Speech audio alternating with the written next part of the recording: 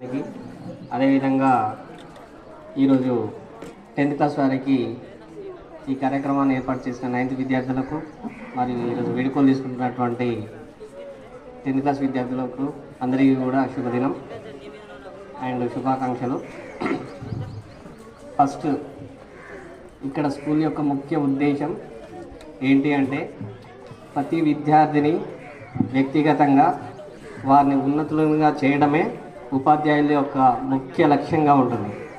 So ఇక్కడ ఉపాధ్యాయులు ప్రతిరోజు మిమ్మల్ని గమనిస్తున్నప్పుడు అతి ముఖ్యంగా మీకు విద్య రావడం హరిస్తున్న తీరును చూసి కొంతమంది ఉపాధ్యాయులు డైరెక్ట్గా కానీ ఇండైరెక్ట్గా కానీ బాధపడుతూ వాళ్ళ ఆ బాధని వాళ్ళు దాచుకుంటూ మిమ్మల్ని హెచ్చరిస్తూ ముందుకు నడిపించే విధంగానే ప్రతి ఉపాధ్యాయుడు వ్యవహరిస్తాడు. సో ఇది మీరు దృష్టిలో పెట్టుకోవాలి.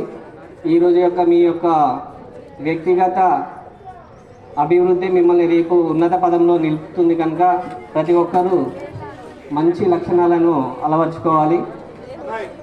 అత్యంత ముఖ్యంగా మీరు చదువు పైన ఎంత శ్రద్ధ వహిస్తారో మీ యొక్క వ్యక్తిగత బిహేవియర్ పైన కూడా మీరు శ్రద్ధ వహించాలి.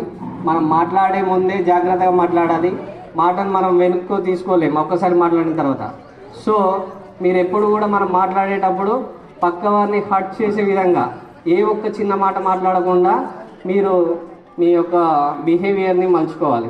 ఫస్ట్ ఎక్కడ వెళ్ళినా సరే మనకు ఎంత గొప్ప పొజిషన్కి వెళ్తున్నాం అనేది కాదు, మన యొక్క బిహేవియర్ ఎంత గొప్పగా ఉందనేది చూసాను.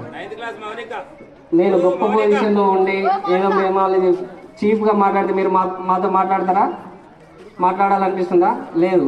మనం ఎంత తక్కువ చిన్న పొజిషన్లో ఉన్నా కూడా పక్క వ్యక్తికి మనం ఎంత గొప్పగా రెస్పెక్ట్ ఇచ్చి మాట్లాడితే వాళ్ళకి అనిపిస్తుంది, అరే వీళ్ళతో మాట్లాడాలి, వీళ్ళకి ఏదైనా ఇంకా కొంచెం చెప్పాలి, ఇంకా కొంచెం చేయాలి అన్న ఫీలింగ్ వస్తుంది. ఆ ఫీలింగ్ వచ్చినప్పుడే ఉపాధ్యాయులు కూడా వాళ్ళు చెప్పాలనుకున్న దానికంటే కూడా ఎక్కువగా చెప్తారు. సో ఈ విషయాన్ని మీరు గుర్తుపెట్టుకోవాలి. అతి ముఖ్యంగా ఆల్రెడీ మన వేదాలు పురాణాల్లో చెప్పారు, గురు బ్రహ్మ గురు విష్ణు గురుదేవ మహేశ్వర, గురు సాక్షాత్ పరబ్రహ్మ.